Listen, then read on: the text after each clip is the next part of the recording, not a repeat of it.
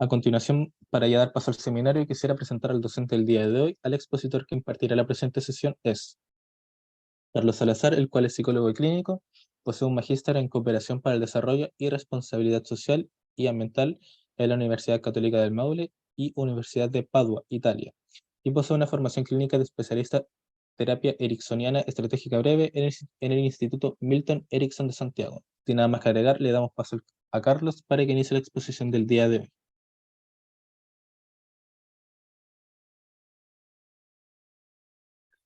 Muy bien, muchas gracias por la presentación. Buenas noches, colegas.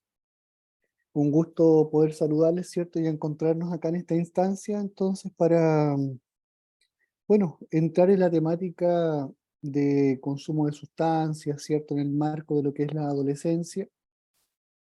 Eh, y bueno, la idea es partir hoy día eh, con una suerte de invitación, finalmente, ¿no? A lo que es este mundo de las adicciones. Eh, Como parte de mi trabajo profesional me ha tocado desempeñarme en algunas instancias donde concretamente hemos trabajado con adicciones, ya con personas adultas, con adolescentes, con jóvenes. Actualmente yo me desempeño en atención primaria en salud, aparte de hacer clases, ¿cierto? Eh, y en ese marco de cosas, evidentemente, se trabaja mucho en concomitancia con algunos dispositivos que hoy día son de senda. Y bueno, sí, pero para no entrar tanto en detalles de cosas que vamos a ver después en un curso, ¿cierto? Ya más, de manera más acabada, quisiera aprovechar el tiempo y compartirles pantalla para avanzar en esta historia que nos convoca, ¿ya? Entonces, se trata de un curso orientado, ¿cierto?, al consumo problemático de drogas en adolescentes, ¿cierto? Eh, el curso que presenta ADIPA, cuando me corresponda ya la fecha concreta del curso, van a ver ustedes que va a estar enfocado y definido de otra forma el curso propiamente tal, pero hoy día lo quise presentar en este marco, ¿ya? Y a modo de introducción, ¿cierto? Que es lo que hoy día voy a trabajar con ustedes. eh, Quisiera contarles varias cosas que son importantísimas en términos de lo que es el abordaje del consumo de sustancias propiamente tal, ¿ya? Lo primero que quisiera enfatizar para arrancar con la temática, porque bueno, tenemos una hora nada más para poder transmitir algunas ideas, ¿cierto? Respecto del abordaje en consumo de sustancias, en adicciones. Lo primero que quiero enfatizar es la importancia de rescatar, ya de rescatar la adolescencia y el proceso de desarrollo, crecimiento, ¿cierto? Que significa el paso desde la infancia a la juventud, ¿cierto? Rescatar este espacio desde el concepto que está propuesto acá por Arminda Averasturi y Mauricio Knobel, que son ellos psicólogos muy antiguos. Eh, de hecho, son psicólogos, Arminda Averasturi, de una corriente psicoanalítica, ¿no? En Argentina y todo eso. Pero tomé, este es el texto, el título de un texto de Arminda Averasturi, donde ella desarrolla las ideas que están propuestas acá en el PowerPoint, más otros dos apéndices que no los voy a tocar acá porque tienen que ver con psicopatología y entendida la psicopatología, además desde esta otra línea que es una línea con la que yo partí estudiando. Eh, pero ¿qué es importante? Por qué presento y por qué abro la temática desde acá?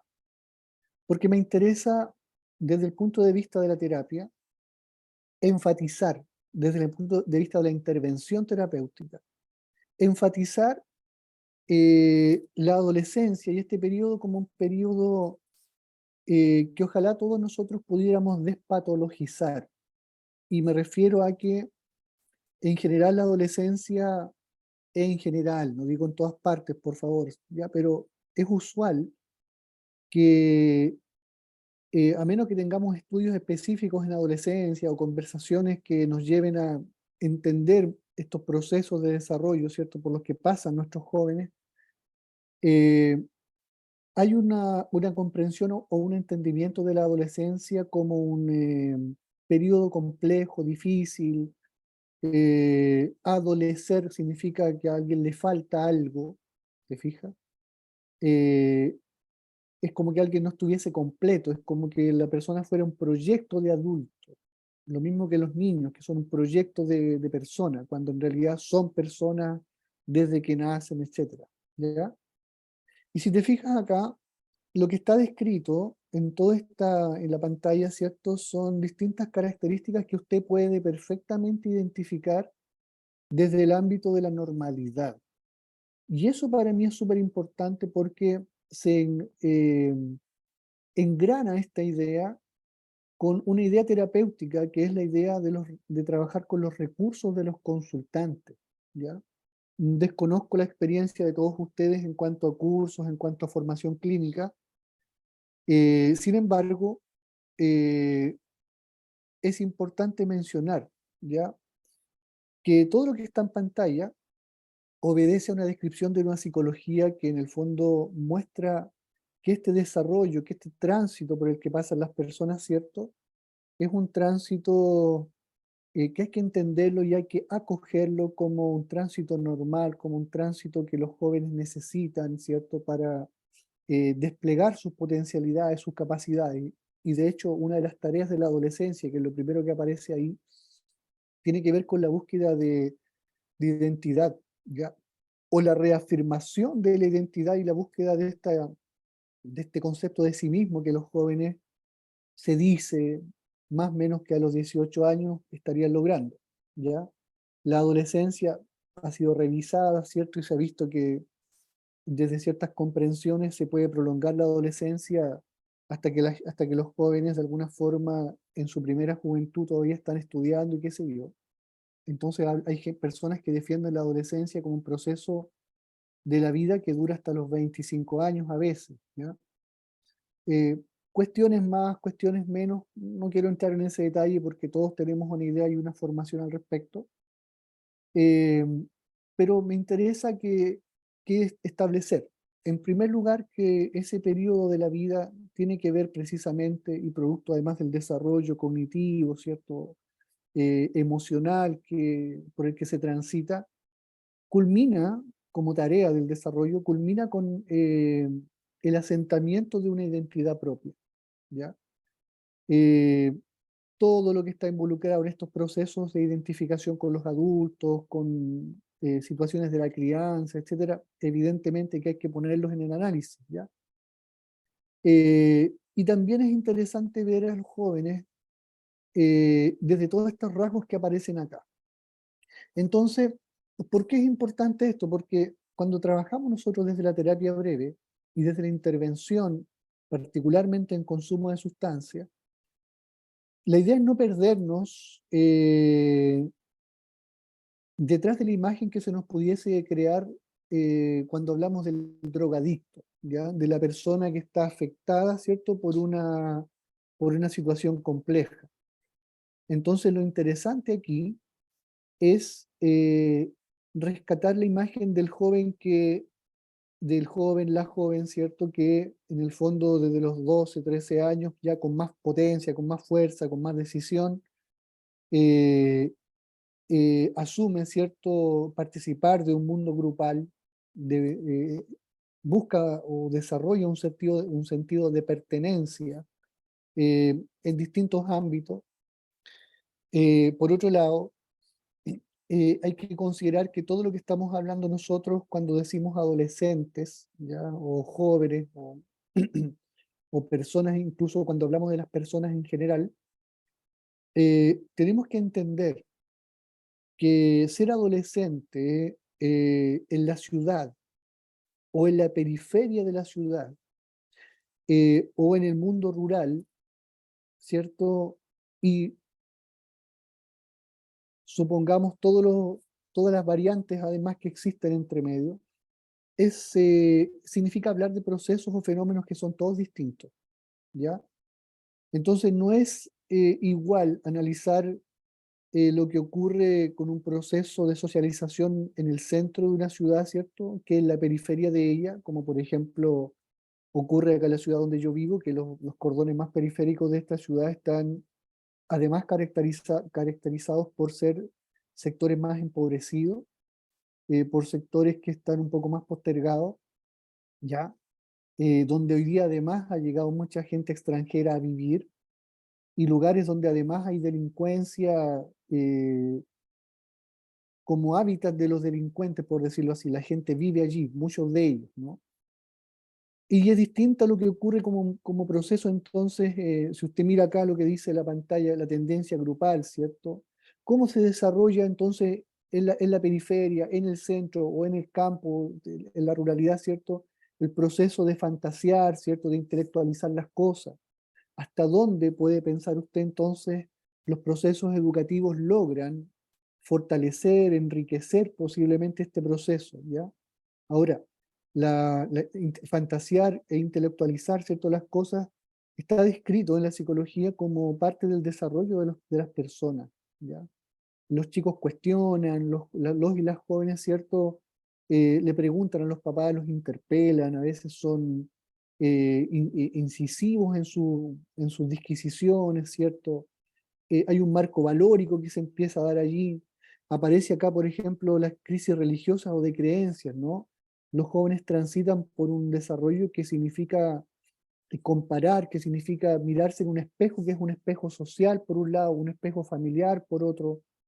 Entonces empiezan a armarse todo un bagaje de ideas que además se sustentan o, o son, cohabitan, ¿cierto?, con un marco valórico que los jóvenes desarrollan y extraen desde su propio nicho ecológico, ¿cierto?, donde ellos viven, donde se desarrollan, ¿no?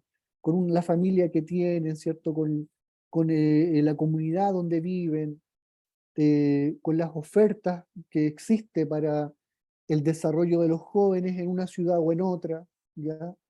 Eh, por lo tanto, cuando hablamos de características como la desubicación temporal, el desarrollo psicosexual, esta actitud social reivindicatoria, como aparece acá en la pantalla, son todas cosas que, claro, nosotros las observamos en los jóvenes, pero todas obedecen a un contexto. Y me parece importantísimo no descuidar ese aspecto, ¿ya? Al mismo tiempo que rescatamos estos procesos que están en pantalla como procesos del desarrollo normal.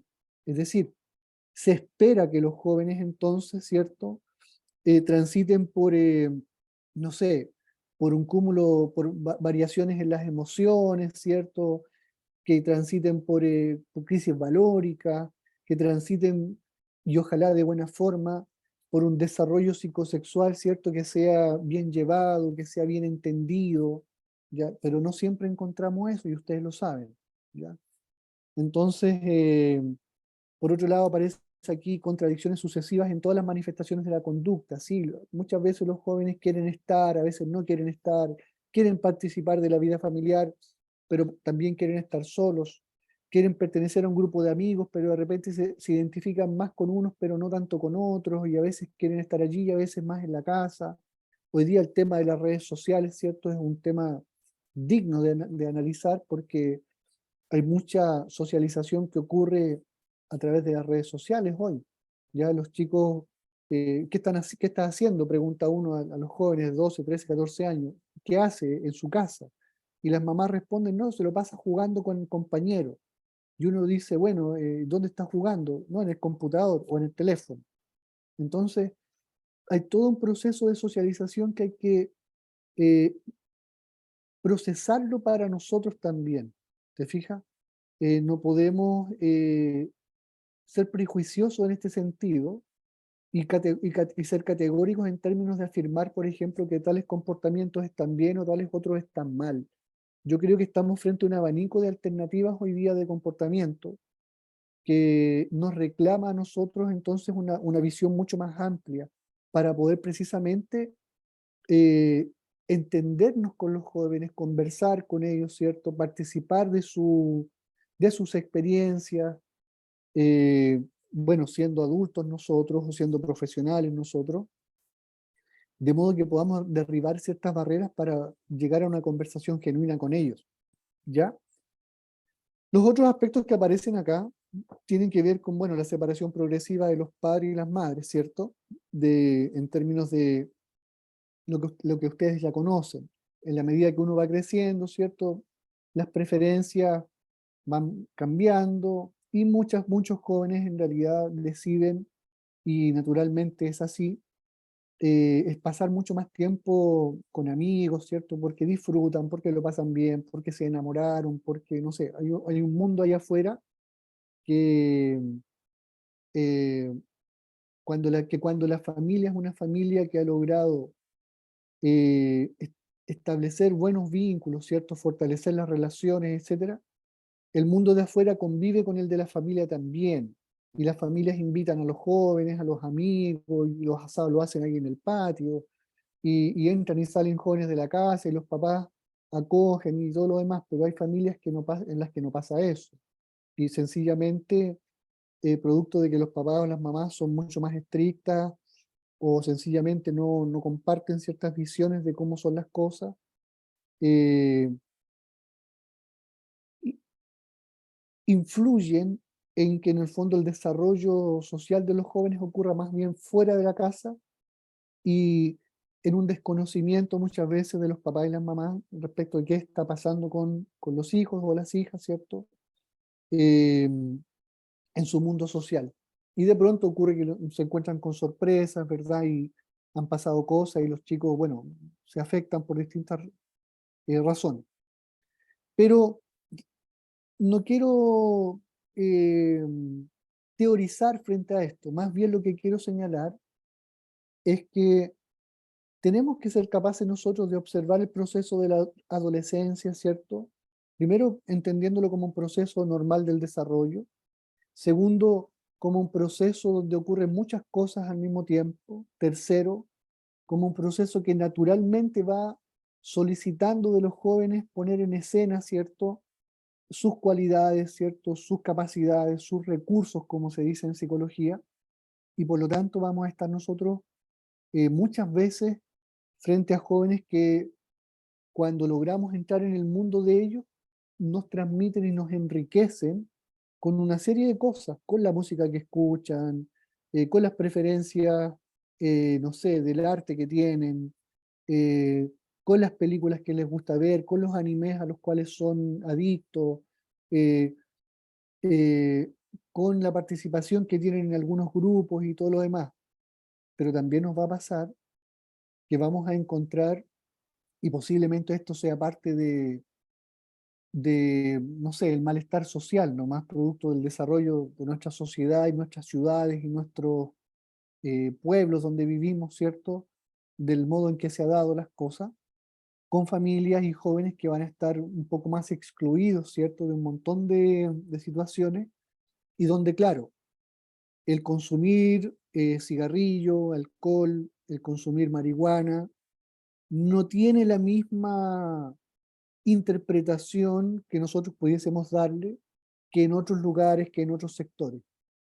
Por lo tanto, la idea entonces, a partir de esto, de esta diapositiva que estoy mostrando, es tener en cuenta que, si bien es cierto, los jóvenes transitan por muchos cambios, ¿cierto? Que son fluctuantes, todo lo que usted quiera, que son además idiosincráticos los cambios, son propios de cada cual, esos cambios hay que entenderlos como normales, pero también entenderlos desde el contexto, ¿ya? Y eso es importantísimo, sobre todo cuando tenemos que trabajar en adicción. De más está decir, o no está de más decir que también tenemos que observar en este contexto, ¿cierto? La familia de donde ha crecido la persona con la cual vamos a trabajar, ¿ya? Entonces, bueno, por otro lado, cuando nosotros trabajamos en el abordaje de adicciones, ¿cierto? Lo hacemos moviéndonos en un marco conceptual que en este caso yo voy a transmitir para ustedes hoy día muy brevemente, y bueno, cuando hagamos el curso propiamente tal lo vamos a desarrollar mucho más. Desde un marco de terapia breve, en mi caso yo tengo formación en terapia breve estratégica ericksoniana, ¿ya? Eh, que más allá del nombre rimbombante de todo lo que suena, significa esto que nosotros, y mucho enfoque además del abordaje en adicciones, nace desde acá, y nos vamos a orientar entonces al presente, ¿cierto? Al trabajo con los consultantes en el presente, nos vamos a orientar hacia el futuro, vamos a trabajar con los recursos del consultante, vamos a eh, orientarnos para poder extraer todas las capacidades que la persona tenga a su haber, ¿ya? Que nos vamos a orientar utilizando un lenguaje comprensible, nos vamos a orientar la intervención con técnicas que sean lo más simple posibles, pero orientándonos a dónde, a que ocurran cambios en las personas. El gran concepto de la terapia breve, estratégica, ¿cierto? Y dada el influjo de las escuelas que están mencionadas acá, particularmente la Central en Soluciones y el MRI, que tienen sus orígenes en los años 1970 en adelante, arrastrando, ¿cierto? Arrastrando todo lo que significa esto de, de la teoría de sistemas, ¿cierto? Todo este tipo de cosas que están allí presentes, eh, nos invitan finalmente entonces a observar que lo importante, más allá del diagnóstico o en conjunto con el diagnóstico, si usted me permite, pero más allá de eso, eh, lo importante es establecer de qué manera en la intervención terapéutica, ¿cierto? Yo logro o colaboro con el otro para que la persona experimente un cambio en su vida. Y de hecho, por ejemplo, cuando usted empieza a trabajar desde la terapia del MRI, que se orienta a las pautas, ¿ya? Las pautas son concebidas finalmente como un circuito, ¿cierto?, que se da en nuestro comportamiento, tiene que ver con mantener, por ejemplo, siempre los mismos comportamientos, pautas que significan pensar siempre más o menos lo mismo, pautas que significan solucionar las cosas siempre de la misma forma. Entonces lo que hace la terapia breve es interrumpir la pauta para que se provoque un cambio, ¿ya? Eh, Dicho sea de paso, cuando hablamos de este tipo de terapias que si bien es cierto tienen que ver en sus orígenes con la cibernética de primer orden, ya desde los años 90 en adelante hablamos de una cibernética de segundo orden, en términos muy simples queriendo señalar lo siguiente. Eh, el sistema terapéutico, integrado por el terapeuta y el consultante en un primer momento, en una primera cibernética, ¿cierto? Significa que hay un experto y hay un objeto de estudio o de análisis que es el consultante o el paciente. Y de alguna manera se entiende entonces que hay una posición superlativa del experto respecto del consultante. Y por otro lado, se entiende que hay una dirección desde estas primeras premisas, ¿cierto? Una dirección de cambio que tiene que ver con que el cambio es provocado por un impulso que va de un lado hacia otro. Es decir, en términos de influencia, ¿cierto? Existe la causa y el efecto. Cuando pasamos a los años 90 en adelante, eh, este concepto de causalidad con mayor potencia en la psicología cambia y lo que se empieza a entender es que en realidad, más que la causa y el efecto, lo que existe es una interacción entre las cosas. Entonces, si pensamos en un sistema, y esto significa pensar en el sistema terapéutico, hablamos de una retroalimentación que es mutua. El paciente es influido por el terapeuta o la terapeuta, y el terapeuta es influido por el paciente, ¿ya? Y eso supera, por cierto, los conceptos de transferencia, contratransferencia de otras escuelas. Por lo tanto, cuando hacemos terapia, nosotros sabemos que estamos siendo influenciados por un contexto, por una persona, por ideas, por emociones. Pero por otro lado también sabemos lo siguiente, que cuando tenemos que ayudar a la gente para que cambie, lo que nos corresponde hacer entonces es impulsar un primer cambio a veces en el comportamiento antes que en el pensamiento, en la conducta observable antes que en el pensamiento. ¿Ya? Y todas estas escuelas que están acá, de alguna forma rescatan el cambio como un eje de la intervención. Yo tengo que provocar un cambio pequeño y diminuto, dicen algunas premisas, ¿no? Para que las personas logren entonces desarrollar un proceso de avance, un progreso que va en la dirección que el consultante determina a través de las metas que se trabajan y que se co-construyen con un consultante, pero se orientan en una dirección de cambio. ¿Cuál cambio? Bueno, el primer cambio que sea posible y que vaya en la dirección del alivio sintomático o de una mejoría en las relaciones, en el comportamiento, en lo que la gente vaya identificando como necesidades propias. La terapia centrada en soluciones, ¿qué va a hacer? Va a buscar entonces, se va a orientar en términos del consumo de sustancias, en poder colaborar con una persona para que la persona encuentre, a partir de la intervención que yo haga, ¿cierto? Y desarrolle eh, soluciones alternativas a lo que ellos tienen que hacer, ¿ya? Excepciones se dice ahí. Bueno, ¿cómo trabajamos con eso? El chico en un momento fuma cigarrillo, pero hay momentos en que no fuma cigarrillo, momentos en que consume alcohol, momentos en que no consume alcohol, momentos en que consume marihuana y momentos en que no lo hace.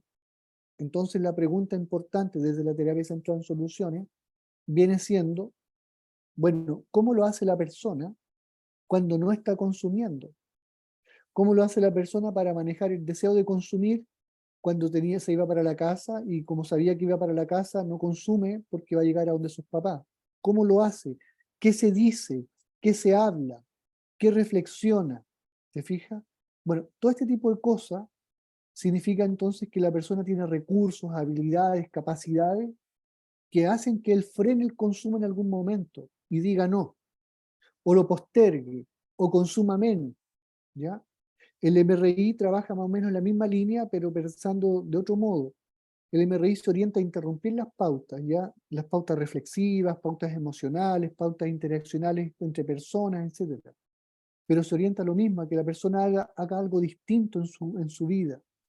La terapia de narrativas de White y Epstein, que es la que vamos a revisar, es una terapia que básicamente lo que hace es recibir, ya como terapeuta usted, recibir un discurso cargado de problemas que la gente nos transmite y que la gente además se transmite a sí misma.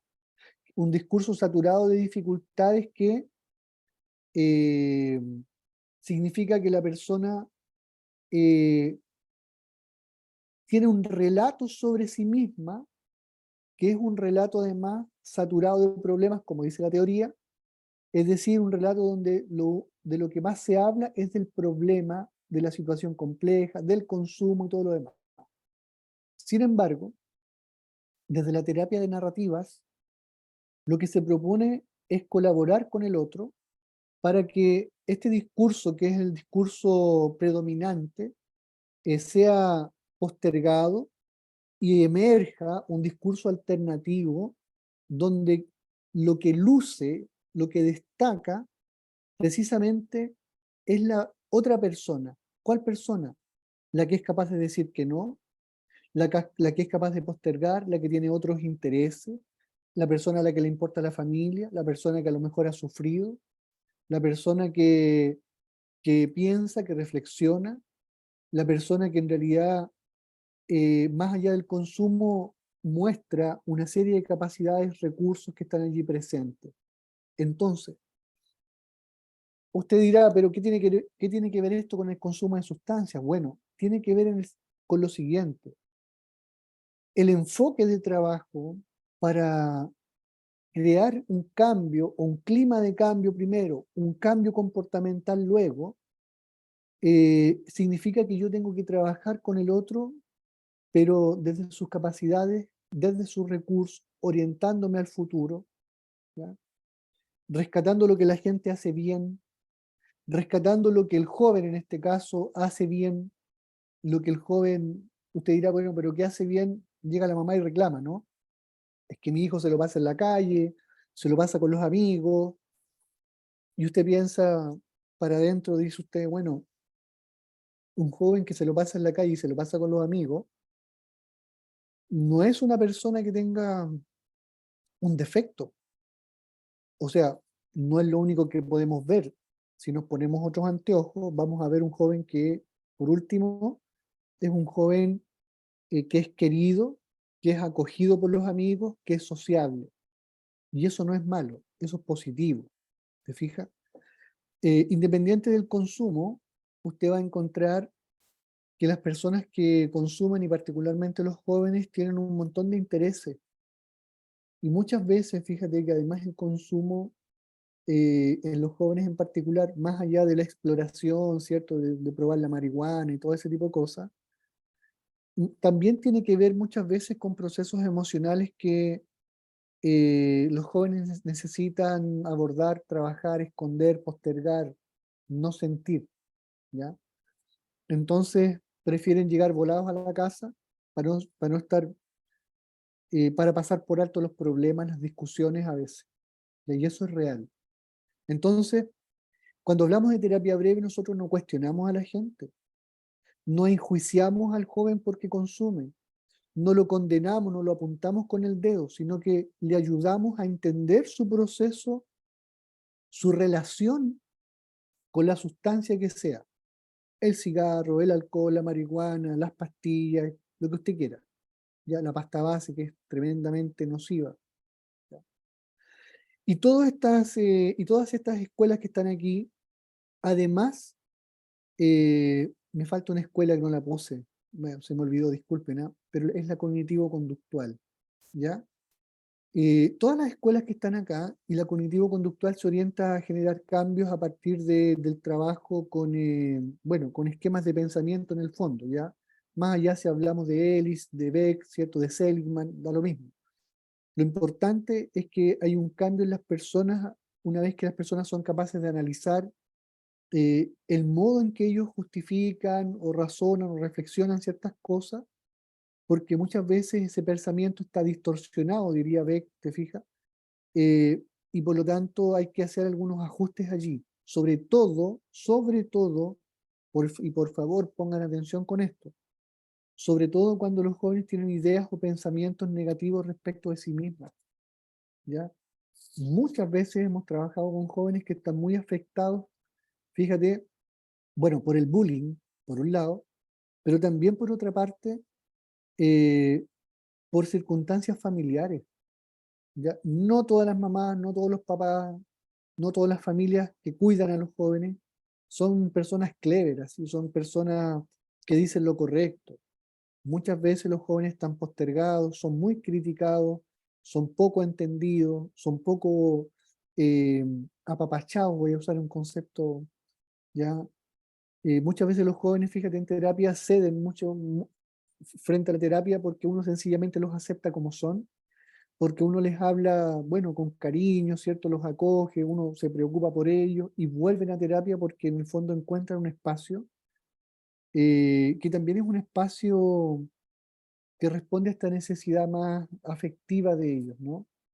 Entonces la terapia breve, eh, de alguna manera, lo que hace es potenciar todos los recursos de las personas, todas sus capacidades. Y es un desafío para nosotros poder dar con esas capacidades, ¿ya? Por otro lado, cuando hablamos de adicciones, y esto es súper interesante porque los procesos de cambio analizados por Prochaska y Clemente en los años 90, eh, parte precisamente conversando sobre adicciones. Esto después cambia, perdón, no cambia. Esto después es trasladado a otras áreas de la intervención psicológica, pero parte en adicciones. Entonces, mira, cuando una persona estaba fumando un cigarrillo, la persona y fuma, voy a hablar en general, ¿no? Y la persona fuma y fuma pensando que no tiene ningún problema, que el cigarrillo no le causa daño, o en realidad el daño que le va a provocar es tan mínimo que casi no existe. Significa que esa persona va a justificar su consumo de cigarrillos, ¿cierto? Porque sencillamente no ve que eso sea un problema o que le pueda traer un problema y no lo ve. Ya eso está en el campo conciencia, está cerrado. Porque piensa otras cosas, justifica los actos desde otros ángulos, ¿cierto? Pero particularmente tiene una visión, ¿ya? Un encuadre de la realidad que le dice que no hay ningún problema en el consumo de tabaco, alcohol, marihuana, pasta base, lo que usted quiera. Al contrario, es positivo consumir, porque se pasa bien, porque se disfruta, porque las sensaciones son agradables, porque todo el mundo lo hace, etc. La precontemplar significa que yo ni siquiera estoy viendo que hay un problema, pero de pronto se me aparece una tos. Esto es la descripción que hacen Prochaska y Clemente, ¿no? De repente me aparece una tos rara y resulta que yo me empiezo a plantear de dónde viene esa tos. Y entonces empiezo a contemplar que posiblemente la tos, si no es por un resfriado, es probable, y empiezo a contemplar que capaz que se vincule con el cigarrillo. Pero estoy contemplando nomás. Ahora, si esa contemplación, porque la tos no se me pasa, significa que yo voy a pensar algo más entonces y voy a decir, bueno, a lo mejor la tos tiene que ver con el cigarrillo, estoy en contemplación, y digo, ¿sabes qué? Voy a hacer una prueba, voy a bajar, no sé, de 10 cigarrillos al día, voy a bajar a 8. ¿Ah? Voy a probar qué pasa con eso. Bueno, cuando las personas hacen ese análisis, han pasado a la siguiente etapa, que es la preparación para la acción, la preparación para un cambio. Y la persona hace una prueba, deja de fumar, compra menos cigarrillos, toma menos alcohol, disminuye el consumo o lo circunscribe, no sé, al fin de semana, lo que usted quiera. Un pequeño cambio en el comportamiento significa que la persona está empezando a prepararse, y allí es cuando en realidad parte la intervención nuestra, propiamente tal. En precontemplación y contemplación, la intervención que se hace tiene que ver mucho más con entrevista motivacional que con otra cosa. Pero si usted entrega tareas en precontemplación y contemplación, si usted entrega cualquier técnica para modificar el comportamiento, lo más probable es que usted no sea escuchado o escuchada. ¿Ya? Porque en precontemplación y contemplación las antenas de la persona no están puestas para afuera, están puestas hacia adentro todavía. Pero en la preparación para la acción, cuando la persona guardó un cigarrillo, dejó de fumar tanto como fumaba, lo cual implica un esfuerzo para hacer un cambio, entonces usted ya puede entrar con intervenciones que son, por definición, intervenciones orientadas al cambio. Por ejemplo, prescribir una tarea, entregar una pauta escrita para análisis de cierta cosa, análisis de pensamiento, análisis de conducta, lo que usted quiera. Esas cosas las vamos a ver, por cierto, en el curso más grande, ¿no? Hay protocolos de trabajo que evidentemente es conveniente implementarlo, ojalá en la acción, ¿ya? La acción significa que la persona que empezó a dejar un cigarrillo se dio cuenta de que en el fondo la tos venía de por ahí, y por lo tanto se compromete consigo misma y dice, no sabes qué, esta cuestión del cigarrillo no me hace bien, así que voy a entrar en un tratamiento para dejar de fumar, o deja de fumar, o hace algo, pero sencillamente entra en la vereda de no consumir más. Eso es acción. La persona ahí sí que, si usted me pregunta a mí, ahí sí que tenemos entonces intervenciones que son específicas, puntuales, para fomentar el cambio, porque todo esto son procesos además de cambio, de una cosa a otra, e implican factores motivacionales, personales, implican cambios en el pensamiento, una serie de cosas, ¿ya? Cuando la gente ha logrado estar 6 meses sin consumir una sustancia, decimos nosotros, está en una fase de mantenimiento, ¿ok? Se mantiene en el tiempo sin consumir.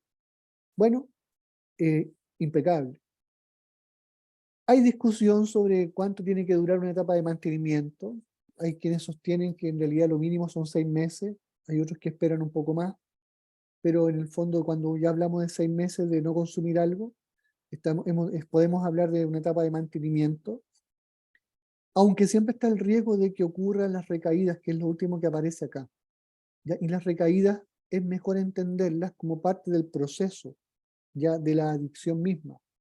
Evidentemente, cuando una persona logra un mantenimiento más largo, que es lo que se espera, por cierto, nosotros decimos, bueno, está en una etapa ya de mantención y esta persona ya no va a volver atrás, y hay personas que nos dicen en los talleres, mire, yo llevo 20 años sin consumir ninguna cosa, pero aún siento que, no sé, soy alcohólico, dicen algunos, y tienen todavía el miedo de volver a consumir. ¿Ya? El lícito está bien. Pero bueno, estos procesos de cambio usted tiene que conocerlos, tiene que saber cómo trabajarlos, tiene que saber qué hacer para que la persona pase de precontemplación a contemplación. Y porque esto no es una conversación así nomás, esto es técnica, ¿ya? Y usted tiene que saber qué decir, tiene que saber identificar el discurso de cambio en la persona, tiene que identificar cómo trabajar muchas veces en precontemplación y contemplación, otros procesos que están participando de lo que a la gente le ocurre. Por ejemplo, lo que es la entrevista motivacional, ¿ya? Cuando hablamos de entrevista motivacional, estamos pensando en lo siguiente. La persona que quiere dejar de consumir cualquier cosa, y el adolescente en particular que está con una vida llena de cosas que quiere hacer, que quiere participar, o a veces incluso, bueno, quedémonos con esa idea, porque una persona que está con muchas ideas, con muchas cuestiones, ¿ya? Em, Esta persona va a estar expuesta eh, a una discrepancia, perdón, a una ambivalencia, en primer lugar, ¿ya? La ambivalencia de consumir algo o dejar de consumir algo, ¿ya? Lo que sea. Entonces el pensamiento ambivalente es el pensamiento que mueve a las personas entre al menos dos alternativas. Es como cuando usted tiene que escoger, no sé, el vestido que le gusta, la ropa que quiere, el color de la casa, y usted está entre dos tonos, usted está ambivalente, no sabe cuál de las dos cosas elegir. Bueno, la ambivalencia es un proceso típico y clásico en las adicciones. Y usted, como parte de su tarea de intervención, todos los que trabajamos en esto, porque esta ambivalencia se da en las primeras fases, precontemplación y contemplación, ¿ya? Permanece después, pero mucho más atenuada, ¿ya? Y cuando la persona pasa de preparación para acción a la acción, la ambivalencia ya se fue. Eh, Ahora, ¿qué significa ambivalente? Perdón, estar ambivalente. Significa que usted tiene que escoger entre un color u otro, pero no se decide por cuál. Fumar o no fumar, beber o no beber, beber mucho o beber poco, consumir marihuana o no consumir, consumir mucha marihuana, consumir poca marihuana, ¿ya? Eh, el proceso de ambivalencia significa que las personas tienen al menos dos alternativas para moverse. Y el trabajo en ambivalencia es fundamental para poder eh, avanzar con las personas. Entonces, una de las formas de trabajar acá, por ejemplo, tiene que ver con mostrar ambos lados de la ambivalencia a las personas, porque la gente no sabe que está ambivalente, sencillamente sabe a veces que tiene una sensación encontrada aquí en el pecho, así como que sí, que no, que le gustaría, pero no le gustaría. Oye, consumir una droga, ¿ya? Tiene cosas buenas para la persona y también tiene cosas malas para la persona. Dejar de consumir una sustancia, dejar de consumir, tiene cosas buenas para la persona, pero también tiene cosas negativas para la persona. Me explico. ¿Por qué ocurre la ambivalencia? Porque cuando yo bebo, lo paso espectacular. y aparece mi personalidad y me río y no sé, pasa media hora con el grupo en la mesa, ¿cierto? Tomando cerveza o lo que fuera, y yo estoy contento y lo paso espectacular, ¿ok? Al mismo tiempo, ocurre que producto de esta costumbre de juntarme con mis amigos a beber, entonces voy a llegar a la casa y voy a tener problemas. Por lo tanto, me doy cuenta de que beber tiene algo positivo para mí, pero también tiene algo negativo para mí. Ahora, voy a dejar de beber. ¿Qué cosa de positivo tiene dejar de beber? Bueno, me aporta a mi salud, no me hago úlceras en la guata, no sé, no peleo con mi familia. Entonces el joven mira eso. Pero dejar de beber o de consumir marihuana o de consumir tabaco o lo que fuera, también tiene algo negativo para el joven o la joven. Por ejemplo, que no va a ser tan fácil reunirse o juntarse con sus amigos o participar de las cosas que participaba. Entonces, una de las cosas para trabajar ambivalencia, que se revisa y lo vamos a revisar, ¿cierto? Es trabajar con la tabla decisional, que es más o menos lo que yo le estaba comentando. Dejar de fumar tiene cosas buenas y malas, pero fumar también tiene cosas buenas y malas. Y nosotros tenemos que ser capaces de colaborar con la persona para que la persona haga su propia balanza decisional con lo bueno y lo malo de este lado y lo bueno y lo malo de este otro lado. Cuando nosotros decimos a la gente, ponga en la balanza lo bueno y ponga en la balanza lo malo, estamos trabajando con la mitad de la decisión. ¿Ya?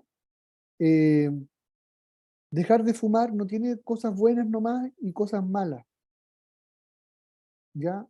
Tiene cosas buenas y malas, lo mismo que seguir fumando. ¿Ya? Entonces, ¿qué hacemos nosotros? Apoyamos esta balanza decisional para que la persona pueda mirar todo lo bueno y lo malo de aquí, todo lo bueno y lo malo de acá, pero eso hay que ponderarlo, hay que pesarlo. Por ejemplo, aparecen cosas importantes cuando yo dejo de consumir, que por supuesto nuestra tarea es enarbolar eso, potenciar esas cosas, como por ejemplo, si yo dejo de consumir, lo positivo es que no me voy a pelear con mi familia, voy a estar más cerca de mis papás, no sé, voy a estar más sano, voy a poder rendir mejor en algunas pruebas y qué sé yo, ¿ya? Y yo acojo ese aspecto y lo refuerzo. También refuerzo el aspecto que tiene que ver con dejar del consumo con las cosas negativas de las que me voy a salvar. Entonces me muevo en ese ámbito. Yo colaboro con el otro para que resuelva la ambivalencia e idealmente con la balanza decisional, la persona lo que va a lograr es ponderar hacia qué lado se inclina más la balanza, desde dónde, desde el marco valórico de la persona, del joven o la joven, ya, el adolescente o la adolescente. Ellos tienen mucha claridad respecto de lo que necesitan afectivamente muchas veces. Se sienten solos, se sienten utilizados por un grupo de amigos, etcétera. ¿Ya? Bueno, hay que resolver esa ambivalencia, fumar, no fumar, beber, no beber, consumir, no consumir. Y lo segundo es trabajar con la discrepancia. Imagínense que usted tiene que ir, no sé, tiene que hacer un viaje hacia la costa, ¿ya? De Santiago a la costa. ¿Ya? Ubiquémonos en el mapa. Y ocurre que usted agarra el camino, ¿cierto? La ruta en su vehículo, ¿cierto? Y se las enfila, parte hacia la costa, porque para allá está la costa. Y resulta que sin darse cuenta, de repente usted empieza a hacer un camino que va, usted dice, ah, pero ¿sabes qué? Me gustaría conocer un pueblito. Pasemos para otro lado y usted empieza a desviarse, a desviarse, a desviarse. Para la costa, dice usted, pero en realidad va para otro lado. Bueno, las personas que consumen muchas veces quieren llegar a la costa porque la costa en este caso representa una meta, representa una meta, un objetivo de la vida personal. Querer terminar estudios, querer estar al lado de una persona, metas como desarrollarse y aprender, no sé, una profesión, un oficio, estar bien con la familia, seguir con el pololo, la polola, tener menos dificultades en la casa, una meta. El problema de esa meta es que esto requiere que usted haga ese camino. El punto es que la gente cuando consume, sencillamente lo que hace es desviarse. Y se desvía a veces mucho. Quiere terminar una carrera o terminar cuarto medio, pero resulta que con tanto consumir cosas y tanto juntarse con amigos, empieza a faltar a clases, no estudia, le va mal. Y empieza a desviarse del camino que quería. Por eso la conversación es tan importante con las personas, porque nosotros tenemos que ser capaces de discriminar eh, y colaborar con la gente para que la gente también se haga consciente de esa parte, ¿no? De hacia dónde van, de qué es lo que quieren, dónde se ven en el futuro. Por eso las conversaciones orientadas al cambio siguen una estructura lingüística, ¿cierto? Una forma de conversar las cosas. Yo a usted le voy a preguntar, disculpa, ¿dónde te gustaría estar en 5 años más? ¿Ya? Entiendo que estás incómodo con tu familia, pero ¿cómo te gustaría que fueran las cosas con tu familia? Eh, ¿Dónde te ves en 1 año más, en 6 meses más? ¿Ya? Y cuando empezamos a hacer preguntas de ese tenor, entonces lo que empieza a aparecer es una cuestión bastante novedosa para la gente. Y la idea nuestra es, por supuesto, establecer metas para llegar allá. Cuando, cuando hacemos eso, entonces, nuestra pega es ayudar a las personas del siguiente modo, a que aumente la discrepancia, que se den cuenta de que si siguen este comportamiento, lo que van a lograr es alejarse mucho más del camino que ellos están anhelando, deseando desde lo más profundo de su persona. ¿Ya? Entonces la entrevista motivacional, que es una entrevista que sigue técnicas, pasos y qué sé yo, trabaja para resolver la ambivalencia, fumar, no fumar, consumir o no consumir, y trabaja también para, como técnica, aumentando la discrepancia para que la persona sienta que en realidad se está alejando de sus metas en vez de acercarse. Y eso aporta a todos los procesos emocionales, cognitivos que usted quiera, eh, eh, perdón, que usted haya identificado con la persona. Por lo tanto, la idea es colaborar desde allí, ¿ya? Dicho eso, tenemos nosotros la entrevista motivacional, ¿ya? Si usted se fija acá, eh, lo primero que aparece acá es vincular. Después dice focalizar, evocar, planificar. Bueno, ¿qué significa esto? Significa que en primer lugar nosotros lo que tenemos que lograr con la gente es vincularnos de buena forma con ellos, con los jóvenes, con los adolescentes, lograr tener una relación lo más enriquecida posible. Frente a eso, recordar quizás las palabras de Carlitos Rogers, ¿cierto? Esto de la aceptación incondicional, ¿cierto?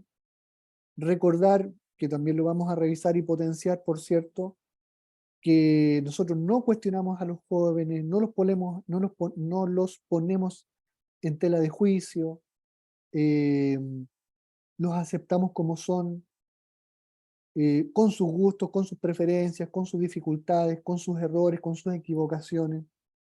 ¿Ya? ¿Quién somos nosotros para juzgar nada? Y nos vinculamos con ellos.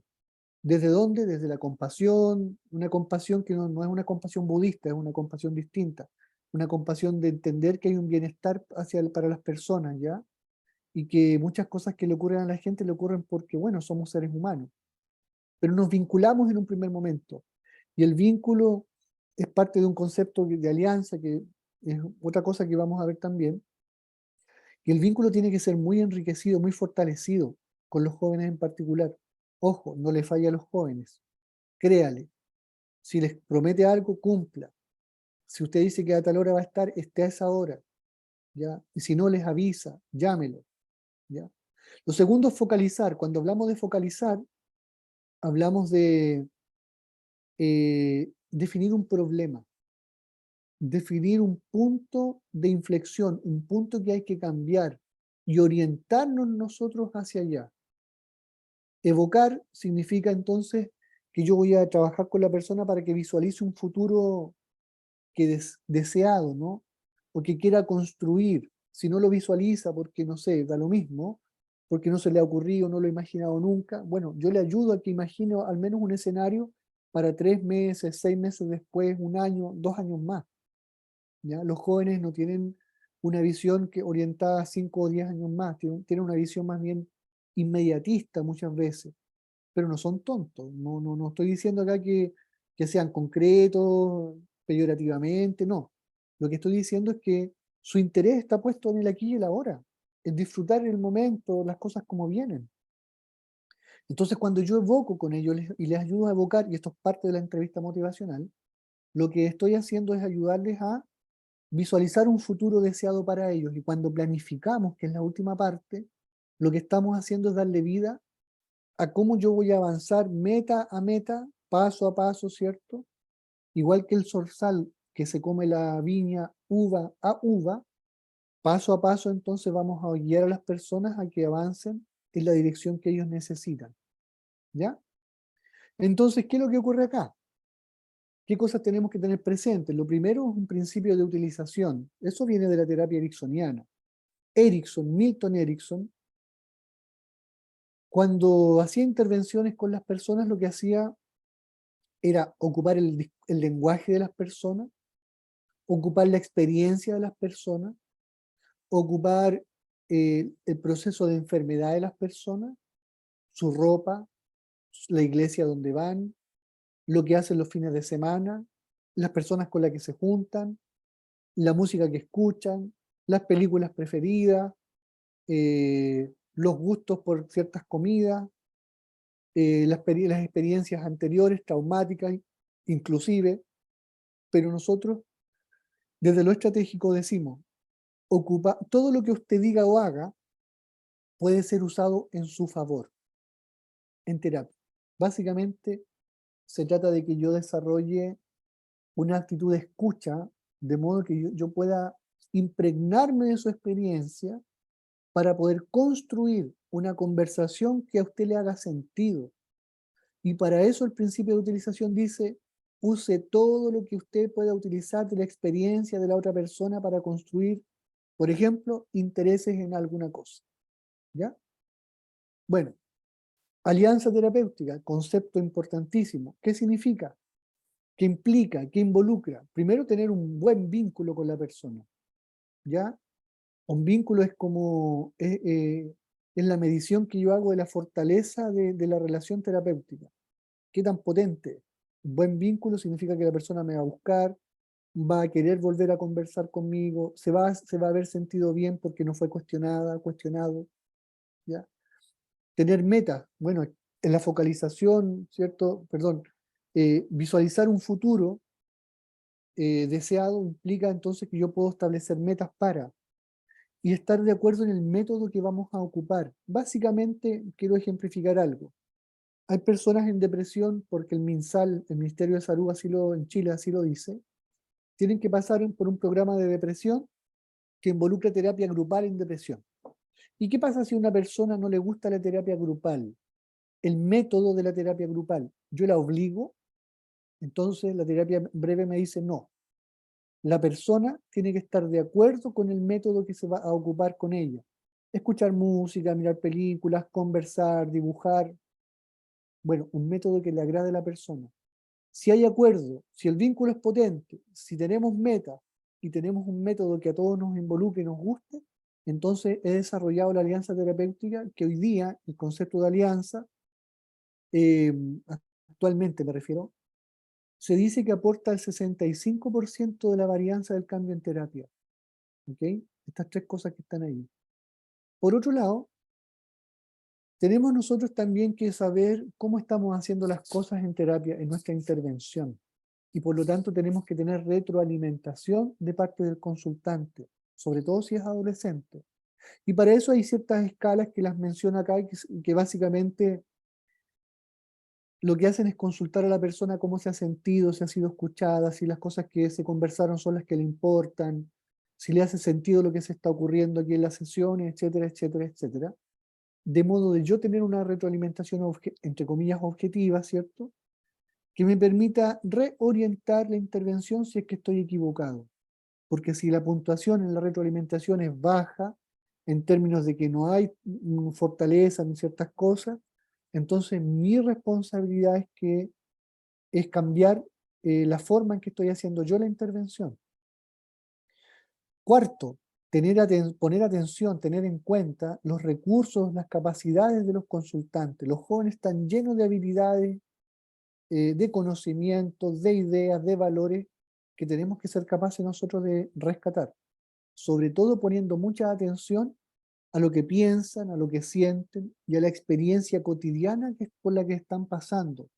Si están estudiando en un colegio, en un liceo, si están estudiando en una cuestión técnica, profesional, ya si están con anhelos de seguir estudios universitarios o irse al mundo del trabajo porque, no sé, los papás trabajan en tal cosa, o los tíos. Bueno, todas sus capacidades yo tengo que ponerlas en juego, tengo que rescatarlas y usarlas para. Es lo mismo que usted haría o que debiésemos hacer con un niño, un niñito, una niñita, ¿cierto? Que está en primero básico, kinder, primero básico, y que está aprendiendo a leer o a escribir o a dibujar. ¿Usted qué va a hacer con esa persona si hace la A, la redondita con la colita, ¿cierto? La hace con la colita para el otro lado, se equivocó. ¿Lo va a retar? ¿Lo va a criticar? ¿Lo va a humillar? ¿O le va a felicitar porque está bien? Y le va a decir además que dibuja bonito, que tiene linda letra, que cuida sus cuadernos, que, ¿me entiende? No se trata de adular acá cualquier cosa, se trata de rescatar las capacidades de las personas, porque, por ejemplo, mira, cuando desde las terapias que mencionaba hace un rato yo le preguntamos a la persona cómo lo hizo para no consumir un día que no consumió, una tarde que no consumió, un fin de semana que no consumió, y yo le pregunto, ¿cómo lo hiciste? Lo que estoy haciendo yo es interpelar a la persona para que la persona busque dentro de sí, bueno, qué fue lo que pensó, cuál fue la decisión que tomó, qué fue lo que evaluó, porque esos son recursos que la persona tiene. Recursos o capacidades también involucran, por ejemplo, cuánto alguien quiere a otra persona, a los papás o a los hijos, ¿ya? Me salgo un poco del adolescente, ¿no? Pero si usted quiere movilizar a una mamá, parte de los recursos de ella podrían ser entonces cuánto quiere a sus hijos y por lo tanto se va a movilizar para terminar con la violencia en la casa porque tiene que cuidar a sus críos, ¿te fijas? Pero si no lo movilizamos con los críos, capaz que siga recibiendo al papá que es maltratador con ella nomás, que es la creencia de que los hijos no ven, no sienten, no escuchan, ¿ya? Disposición motivacional y procesos de cambio, lo que mencionábamos hace un rato, la precontemplación, la acción, etcétera, tenerla en cuenta porque, como decíamos, en las primeras fases de precontemplativas principalmente, no podríamos decir nosotros que ahí vamos a hacer una intervención, ¿ya? Perdón, terapia propiamente tal, pero sí una intervención motivacional, que es lo otro que mencionábamos nosotros, ¿ya? Focalizar, evocar todas esas cosas. Y por último, no tenemos que olvidar el contexto psicosocial, en que las adicciones se dan en el contexto psicosocial donde se ha desarrollado la vida de una persona, un joven, un adolescente, una adolescente, ¿ya?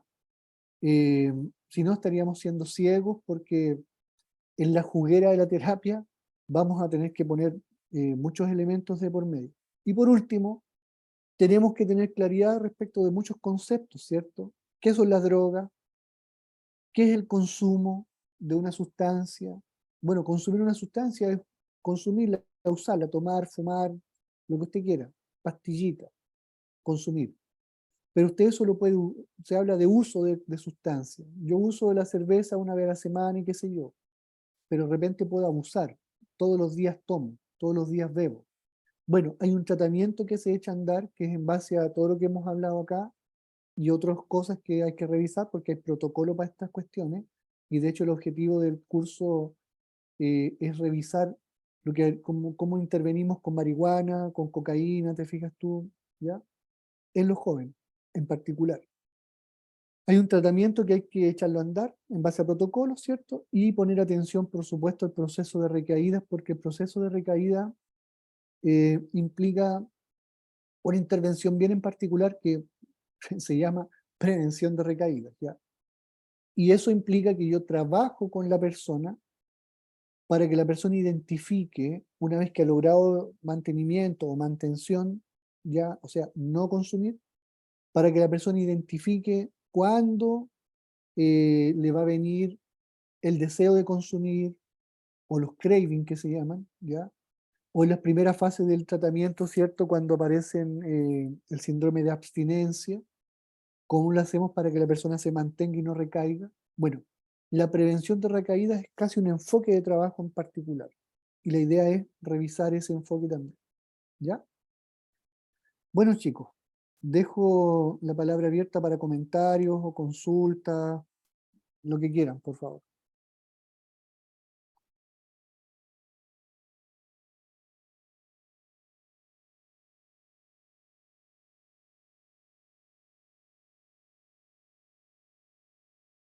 Hola, hola, por ahí hay gente que ha levantado la mano.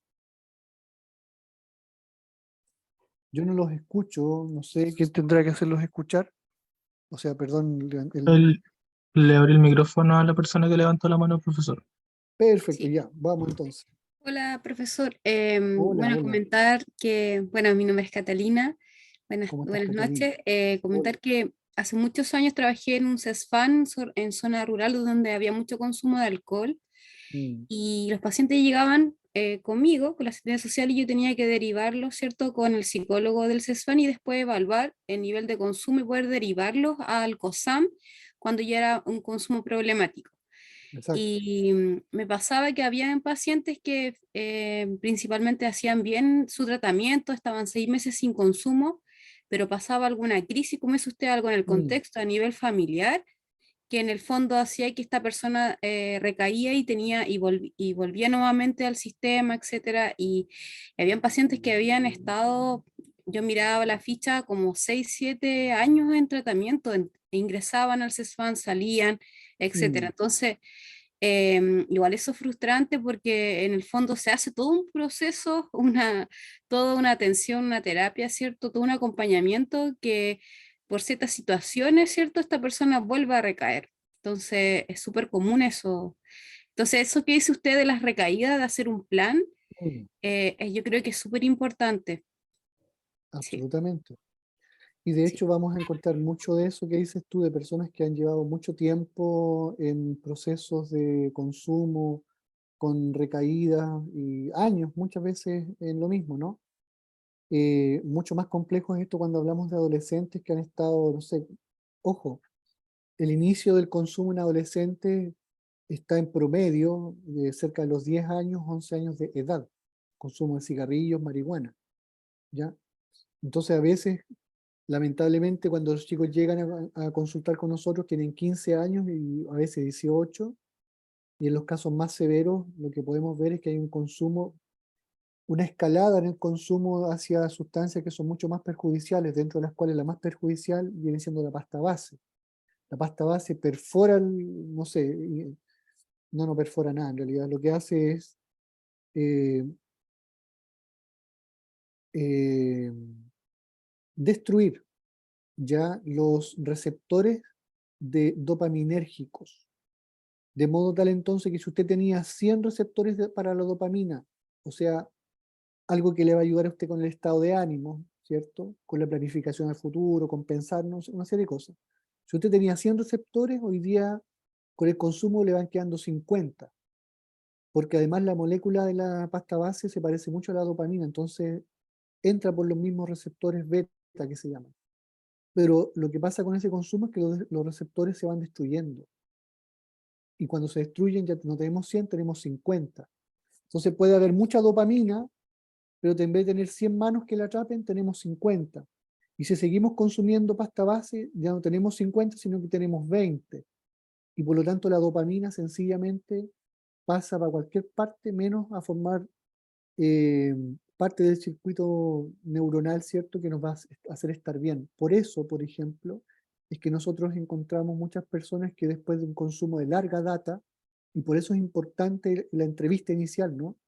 Para saber, para ver el patrón de consumo, cuánto tiempo, qué consume, con quién consume, dónde consume, para qué consume, patrón de consumo. Es importantísimo porque a veces vamos a encontrarnos, como me pasa con una paciente en particular que yo tengo, que consume marihuana desde los 13 años, pero consume marihuana desde los 13 años porque ha necesitado olvidar el proceso de abuso sexual por el cual pasó, entre otras cosas. Ojo con eso, ¿ya? El consumo de sustancias no solamente habla de consumo de sustancias, hablamos también a veces de, como decías tú, crisis familiares que se van repitiendo o otros procesos de malestar emocional, como los que yo decía, ¿cierto? Con patología dual que se llama, que otra patología que está ahí presente, o patología, no me gusta la palabra, pero bueno, otro proceso de sanación que no se ha realizado, por ejemplo. Entonces las personas siguen y siguen y siguen, ¿ya? Así que gracias por la acotación. Oye, hay otras personas preguntando, démosle, avancemos.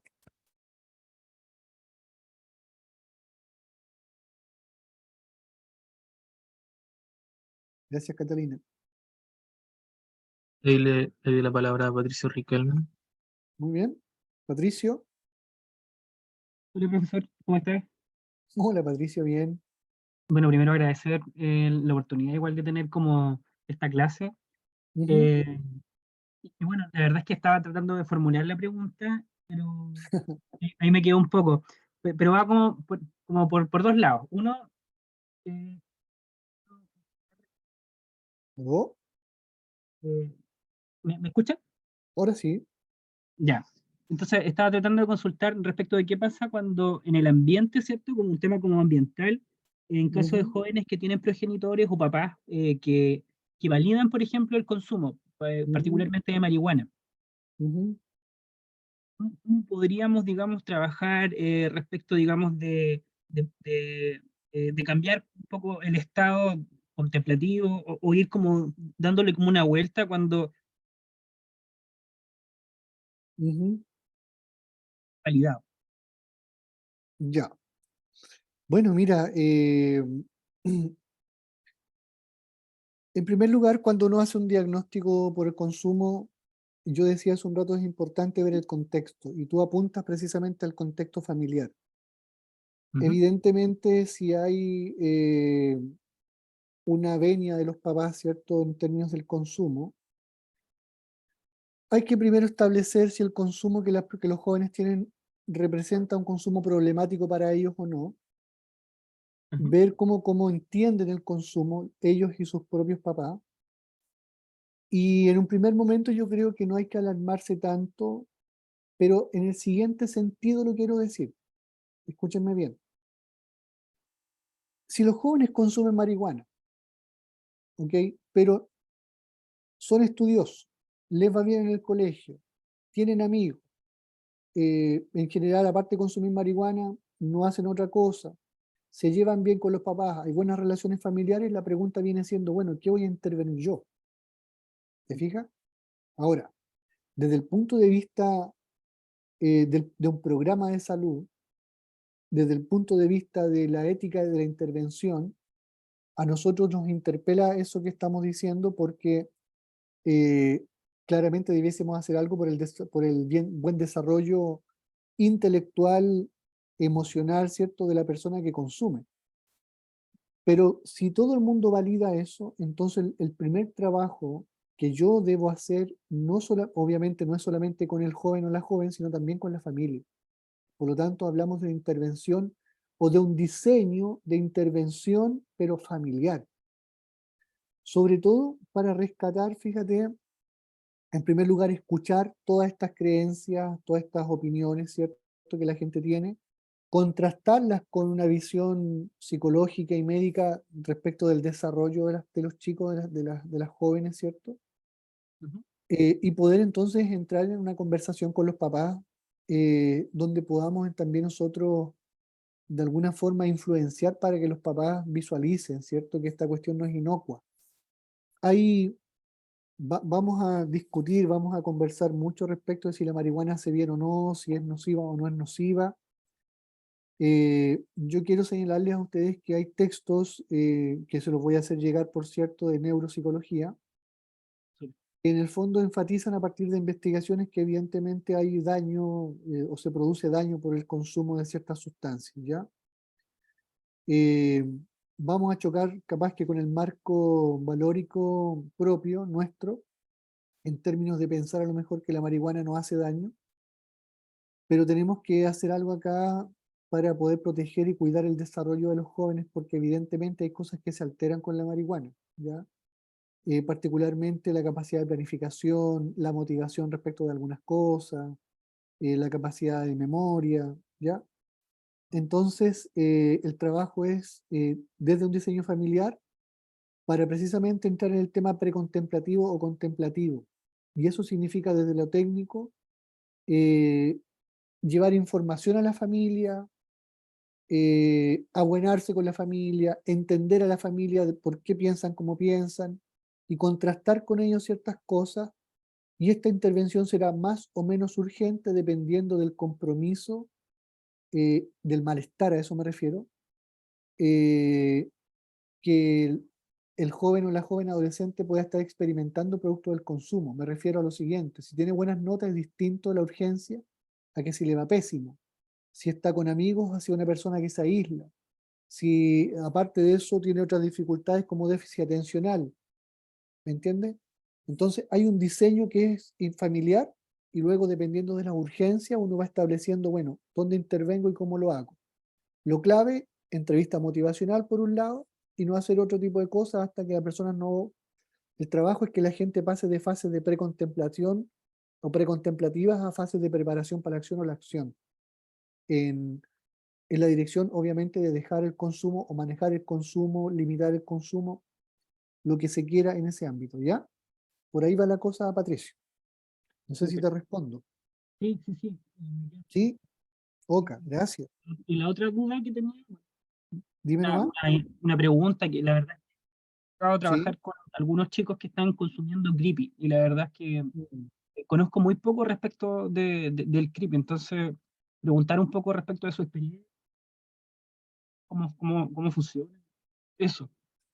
Bueno, la verdad es que cuando hablamos ya del creepy estamos hablando de una sustancia que es bien especial porque como muchas otras, piensa tú cuando aparece el éxtasis y cosas así, esta otra cuestión es como más potente, genera otro tipo de sensaciones y la verdad es que lo complejo en este nivel de intervención es precisamente em, trabajar para que la gente eh, desestime el valor que le otorga al pasarlo bien con sustancias, ¿ya? Con el consumo de sustancias, es decir, piensa tú que el creepy está asociado muchas veces a música, a encuentros con personas, a veces la gente los consume solo, pero todo requiere un análisis y una intervención respecto de lo siguiente.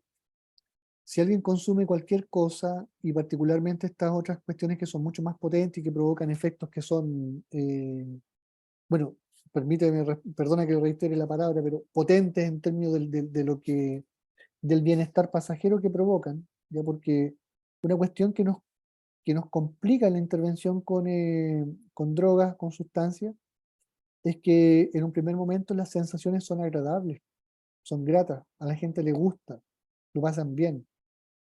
Estar volado es puta bacán, ¿cachai? Es entretenidísimo, no sé. Y por lo tanto la pega es mucho más lenta porque evidentemente tenemos que mostrar a la gente que a la larga estas cuestiones van a generar ciertos daños. Y muchas veces la manera de poder llegar ahí, fíjate que es a partir de ejemplos de jóvenes que empezaron el consumo a cierta edad y que nosotros los podemos conocer o identificar en el mundo social y que hoy día desafortunadamente no están para nada de bien. Y eso a la gente, a los jóvenes como que les conmueve, el darse cuenta, el percibir que a veces el tema los puede dejar muy mal, ¿ya? Pero es complejo precisamente por la potencia de la droga, por lo bien que se pasa, por la, no sé, el proceso alucinatorio que origina, las sensaciones, lo que tú quieras. Pero no hay otra forma, hay que mostrar, hay que llegar por algún lado para mostrar que esta cuestión, no sé, pues les va a provocar algún daño en algún momento. Lo complejo es, como te decía, que esto gusta de probarlo, y por otro lado que la gente también tiene experiencia respecto de que no todo les hace mal.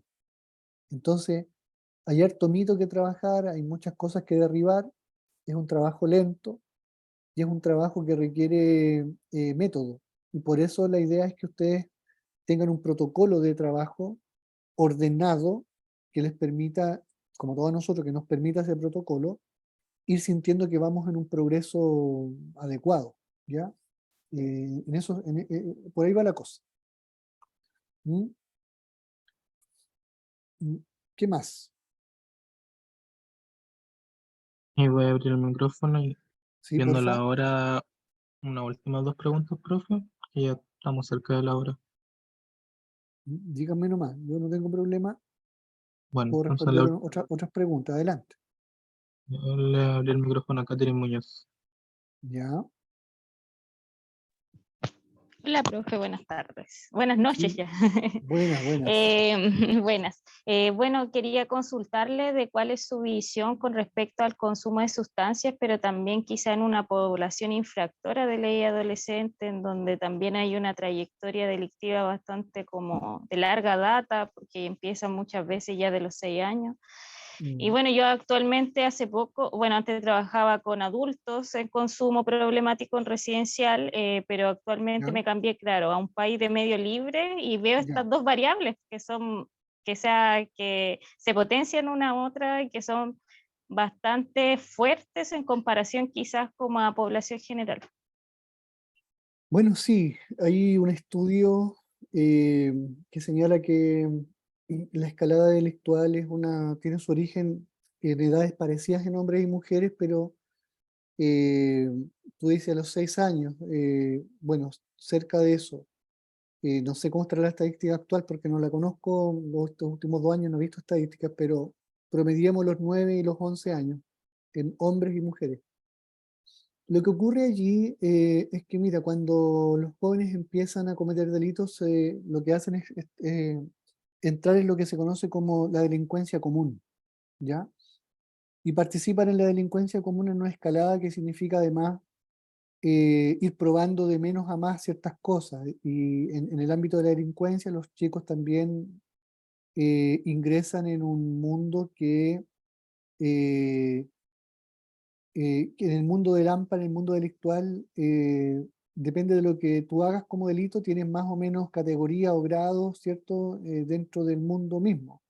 Eres mucho más, cuando partes tú sacando espejos de auto o robando gargantillas o aros a señoras en las calles, no tienes tanto prestigio como si entras a robar un lugar, una casa no habitada, por ejemplo, o con personas, ¿ya? Y en el mundo delictual, pero cuando los jóvenes parten con lo que se conoce como delincuencia común. Y por lo tanto, la intervención ahí eh, del consumo de sustancia eh, tiene que ir de la mano con la intervención desde el modelo de RNR, de Andrews y Bonta, del modelo riesgo, necesidad, receptividad, que es el modelo que se ocupa en Chile para abordar el tema de la delincuencia, ¿ya? Entonces están los riesgos estáticos, están los riesgos dinámicos, ya la educación, el grupo de par, una serie de cosas que están ahí que hay que intervenir. Entonces es un proceso, tú me hablas de un proceso de intervención doble, por un lado en el ámbito de la delincuencia, al mismo tiempo que trabajamos en el ámbito del consumo. Y muchas personas que consumen sustancias cometen delito para tener dinero para poder financiar el consumo. Pero eh, a veces pasa que, y muchas veces, y es curioso esto, cuando yo trabajé en la cárcel, muchas de las personas que estaban presas ahí comentaban que cuando ellos tenían que ir a cometer delitos no consumían antes porque si no, no estaban tan despiertos para poder arrancar. ¿Se fija? Pero más allá de cualquier detalle, el punto es el siguiente. Si la gente necesita dinero para consumir, va a robar. Así como un corolario. Por lo tanto, requieres intervenir con RNR, el modelo riesgo, necesidad, receptividad de Andrews y Bonta, más los modelos que bajan desde el área de consumo, y dependiendo de la edad y dependiendo de los delitos y de la trayectoria delictual, vamos a tener que analizar qué tipo de intervención hacemos en esa línea. Si hacemos una intervención en lo que se conoce como delincuencia común, o cuando la gente ya es un poco más grande, pasa a involucrarse en lo que se conoce como delincuencia distintiva, ¿ya? Que ya más específica y una serie de cosas. Pero en concreto se requieren 2 modelos de trabajo para trabajar ahí, Catherine, ¿ya? Eso. Blanca y Karen Collado tienen la mano levantada. Ya, profesor, vamos en la hora ya. ¿Sí? Am, Veamos estos últimos 2 cortitos y respondo 2 minutos. bueno, ya. ¿Ya? Las últimas 2 que nombro y le damos con Ya. el sorteo. Blanca. Y le doy yo la palabra a Blanco. Hola, hola, ¿se me escucha? Sí. Ya. Y bueno, mi nombre es Blanca y veo que aquí la mayoría son profesionales, pero yo todavía estoy estudiando. Ujú. Yo soy estudiante de psicología. Y Ya. bueno, usted comentó esto sobre la tendencia grupal de los adolescentes Mm, y en relación al contexto social, tipo los cabros que se ven muy influenciados a probar las drogas con ujú. amigos, Sí. que ya una vez que están inmersos en este tipo de dinámicas, ¿cómo se podría intervenir en una terapia y separarlos de ese grupo en particular? Bueno, yo creo que tu pregunta es una de las más, apunta a una de las cuestiones más complejas en la intervención. Eh, si hay que separarlos o no de ese grupo, es algo que hay que definir como metas de trabajo en algún momento, ¿ya? Si es una buena meta o no es una buena meta, y particularmente, Blanca, pensando en una cuestión de intervención que es el timing, el tiempo, la temporalidad. Es decir, eh, imagínate que tienes eh, cinco, 5 intervenciones para hacer en terapia. Las 5 intervenciones seguramente van a responder a la primera sesión, a la tercera, a la quinta, a la 10ª sesión, no sé, pero no puedes implementar las 5 cosas en la primera o las 5 cosas en la tercera. Hay un tiempo para cada intervención. Entonces, el proceso de separación o distanciamiento con los amigos o la toma de decisiones respecto de qué junta es la que me hace mejor a mí, es un proceso que va a tener que hacer el propio joven. No es algo que yo pueda obligar. Y por lo tanto debe trabajar desde la entrevista motivacional, pero también con otras cosas, como por ejemplo la terapia de narrativas, que va a permitir que los chicos hablen de lo que quieren, de lo que les gusta, de lo que han ganado, lo que han perdido, de hacia dónde quieren ir, hacia dónde quieren llegar, qué les favorece eso, qué cosa no les favorece, pero es un despertar, es un darse cuenta. Y es lento, Blanca, no es tan sencillo, sobre todo cuando hablamos de amigos, ¿ya? Y hay jóvenes que en algún momento dicen, bueno, no, sencillamente porque para dejar de juntarte con ese grupo de amigos tienes que generar otras actividades de interés, otro grupo de gente con el cual te quieras juntar, pero eso no, tú no lo puedes obligar, ¿ya? Entonces, es un proceso de menos a más, pero que tiene que ver con una cosa que se llama concienciación, ¿ya? En las personas, ¿ya? Pero no es sencillo, Blanca. Eso quizás sea una de las cosas más complejas, sobre todo con los grupos de amigos, ¿ya? Eso por ahora. Bien, la última persona quizá, y nos vamos. Ahí le doy la palabra a Karen. Ya, Hola, Karen, hola, ¿cómo estás? bien, bien, ¿y usted? Bien, gracias. Buenas noches a todos, todas.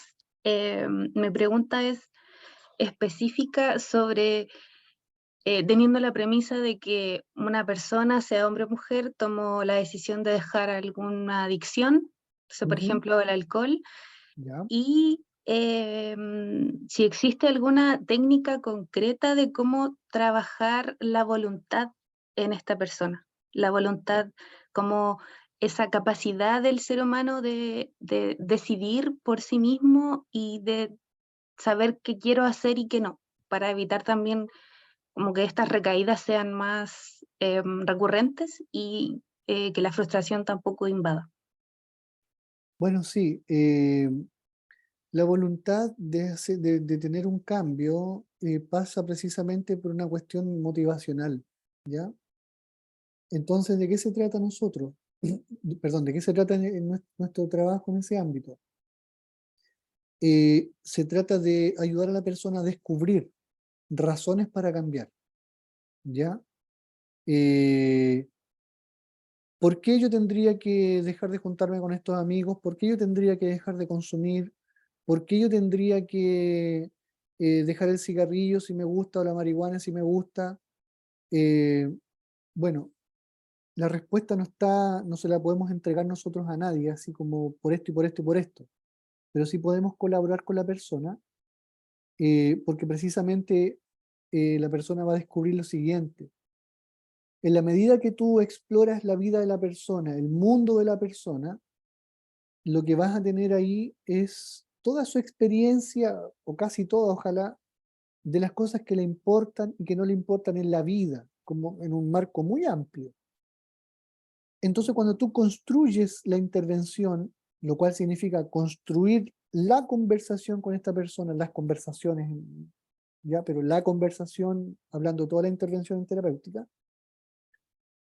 lo que corresponde allí es precisamente colaborar con la persona para que le otorgue más valor a aquellas cosas que quiere lograr en su vida. Porque cuando ella note y aumente la discrepancia que hablábamos hace un rato, es decir, que ella quiere lograr un montón de cosas, pero que este camino la desvía de, entonces la voluntad o motivación unida a la motivación, la va a hacer regresar a un camino donde, que es un camino de abstinencia en el fondo, o de reducción del consumo, por ejemplo, ¿ya? Entonces se trata de ayudar a las personas a encontrar razones para cambiar, ¿ya? Y que descubran eso y que las trabajemos y que le hagamos razones sólidas para que ella pueda estar bien, ¿ya? Eso es lo que te puedo decir hoy día, Karen. Bueno, estamos en la hora, parece, ¿ya? Sí. Muy bien. Bueno, colegas, yo me despido. Dejo aquí a Cristóbal entonces a cargo del cierre de todo. Les agradezco la escucha. Muchas gracias por la atención y espero que nos encontremos en el curso ya más grande para seguir conversando de estas cosas. Que estén súper bien. Un abrazo a todos. Un gusto. Desde parte de ADIPA le queremos agradecer la participación a cada uno de ustedes en el presente seminario y también Ujú. agradecer a Carlos César por la excelente exposición que ha dictado el día de hoy.